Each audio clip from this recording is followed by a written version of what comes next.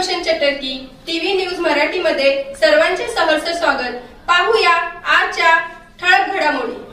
कार्यकर्त्यांनी सुद्धा उत्साह पाहून लोकांना जो आत्मविश्वास आहे त्याच्या भरोश्यावर लोकांनी पैदा लावलेले आहे। या जिल्ह्यातले एक माजी मंत्री आणि आमदार सध्याचे त्यांनी 3-4 दिवसापूर्वी एक कॉमेंट्स केले होते किंवा एका भाषणामध्ये उल्लेख केला होता की उद्याच्या 4 तारखेला तुम्हाला कळेल की मी कुठल्या पाटलांचं काम केलंय, म्हणजे जो विजय होईल।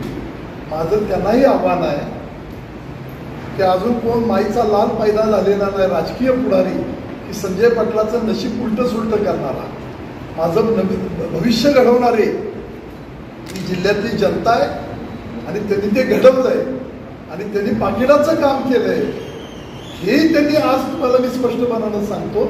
त्यामुळे मला अशा कुठल्या राजकीय नेत्यांनी कॉमेंट्स करून माझं नशीब बदलण्याची क्षमता अजून त्यांच्यात पैदा झालेली नाही, ही गोष्ट त्या निमित्तानं लक्षात घ्यावी।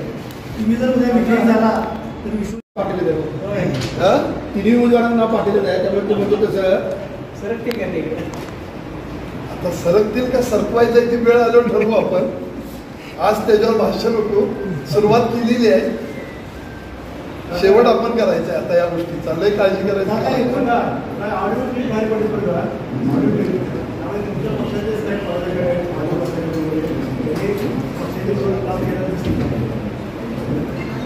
याच्यामध्ये मी ती ऑडिओ क्लिप ऐकली, त्याच्यामध्ये आमचे जिल्हाध्यक्ष निशिकांत दादा आहेत, योग्य तो अहवाल वर पाठवतील। पण या निमित्तानं जिल्ह्यामध्ये आतनं आणि बाहेरनं काम करणारी माणसं उघडं होण्याचं काम झालं, दूध ते दूध आणि पाणी ते पाणी होण्याचं काम या निमित्तानं निवडणुकीच्या निमित्तानं झालेलं आहे। विलासराव जगताप असू देत, अजित घोरपडे असू देत, त्या निमित्तानं काम करणारे ज्यांची ऑडिओ क्लिप आली ते माझे अध्यक्ष असू देत, हे काय करत होते आणि पूर्वी काय केलेलं आहे या निमित्तानं त्या बाबी सगळ्या उघड्या झालेल्या आहेत। 4 तारखेनंतर यावर आपण निश्चितपणानं बोलू। तुमच्या सगळ्यांच्या जनता जनार्दनाच्या आशीर्वादानं आपणाला 1 लाखापेक्षा जास्त मताधिक्य मिळून विजय प्राप्त होईल ही या निमित्तानं ग्वाही देतो। आणि हे बोलण्यापाठीमागं उद्देश एवढाच आहे की मला घमेंड दर्प किंवा मस्ती ही नाही, पण काही लोक हळवे असतात, त्यांना उगाचच काळजी वाटते, म्हणून थोडासा त्यांच्यामध्येही हा मेसेज जावा की जे काळजी करतात काही थोडे 5-10% लोक, त्यांनाही ती कुठतरी काळजी मिटावी त्यांची।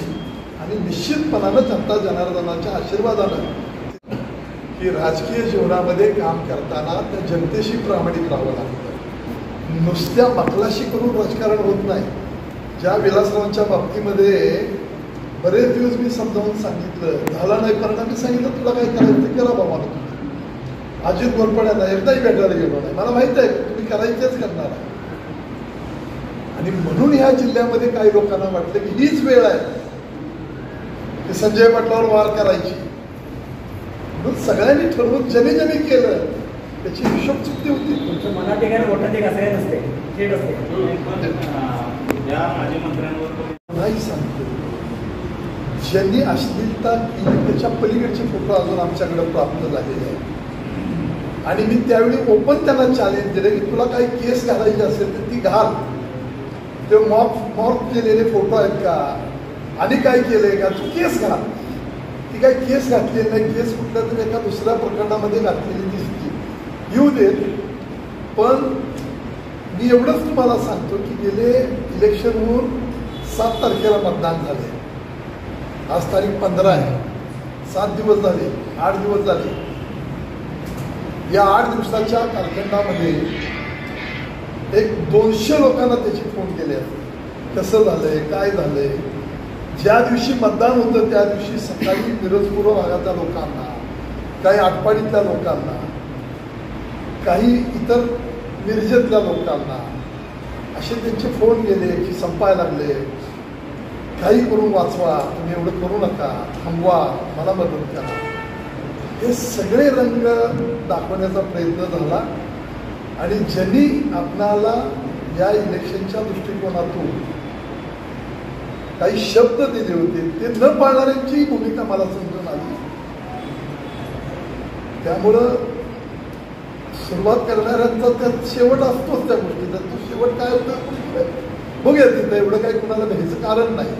म्हणून मी जाहीरपणानं सांगितलं की या सगळ्या प्रक्रियेमध्ये माझं नशीब बदलणारा अजून कुठला राजकीय पुढारी नाही. ती जनता जनार्दन आहे. त्यामुळे तो माईचा लाभ पैदा झालेला नाही अजून.